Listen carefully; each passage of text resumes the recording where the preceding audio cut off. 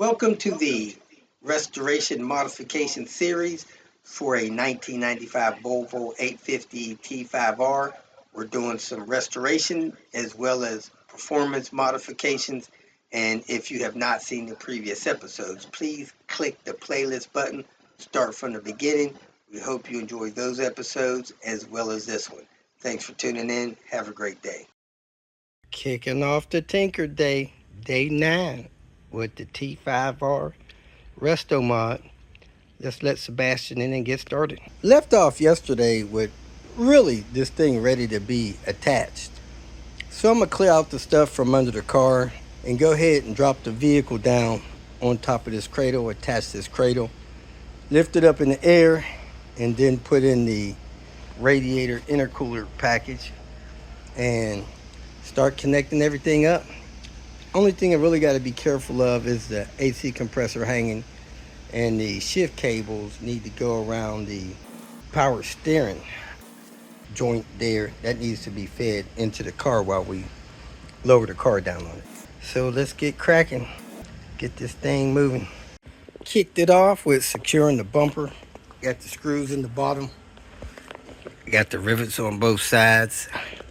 I'm gonna lower it, knock the ones in the top. Next, we're going to replace this brake line. We have a brand new brake line right there, nice and straight.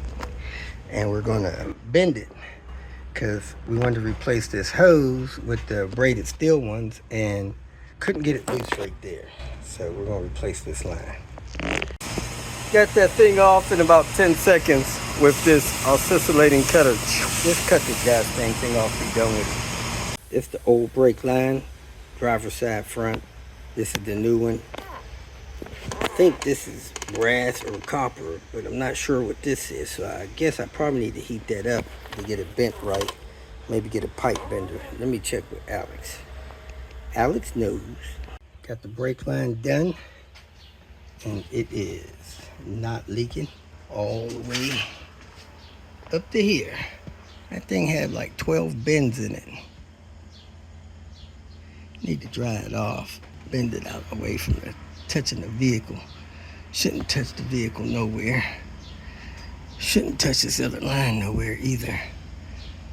But let me dry that off, make sure that doesn't leak.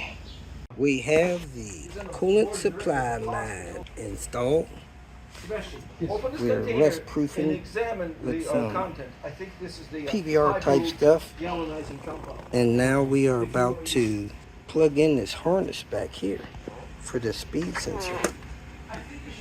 Now's the easier time to do that. And then we're going to be lowering the car down on this thing. And the saga continues. 2 days later, we finally get an intake manifold gasket. And it's for a RN engine.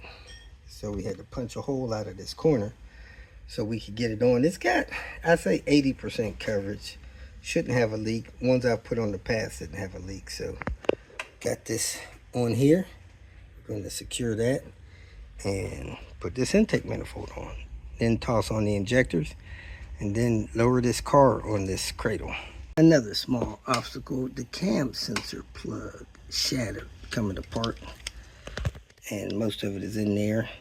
So you have no lock on the plug. Pull that thing right off. So we're going to dig this out of here, I think, and see if we can epoxy it back together. And that's our crisp fix for that. Let's get these fuel injectors in. And we are going to the Green Giant. Fuel injectors installed. We got the wire harness stuff out of the way. I think we changed the vacuum hose on the purge valve, wherever that is. And we're going to go ahead and lower the car down over the engine and attach it so we can start hooking it up. So we can hook it and book.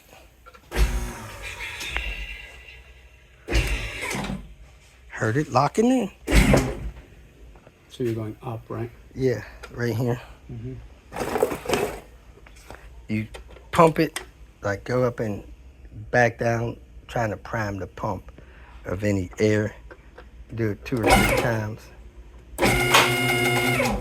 Now we're going to pull the locks here Ouch. Now we pull this knob over here on the side, red knob, to let it down.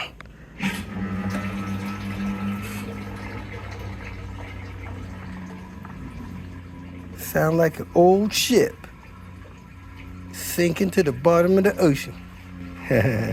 Oh yeah, definitely want that out of the way. That rag. Rag time. Rag time. You hear anything crushing, let me know. I'm looking all right?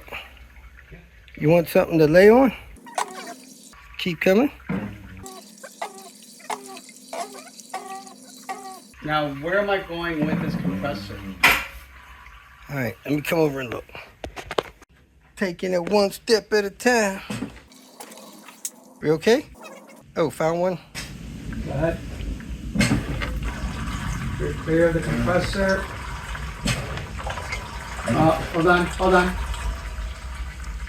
Steering. Oh, that needs to go in that hole. So, is it too late to put it in the hole? Here, come take a look. Oh yeah, the cables need to go on the other side of that. So the cables got to go behind that steering deal there. Do I need to go up to get that to happen? You mean behind in your perspective? No, that needs to go the other way. That needs to go in front of the cables. Can you pull the cables behind those? Or I need to go up a little bit. Like that? Yeah, one more. Like that? All right. Okay, don't bend them too much. Now, when this goes up, it's got to go in that hole. See that hole way up there? But it looks like we got like 7, 8 inches to go till it gets to that hole. So, yeah, right?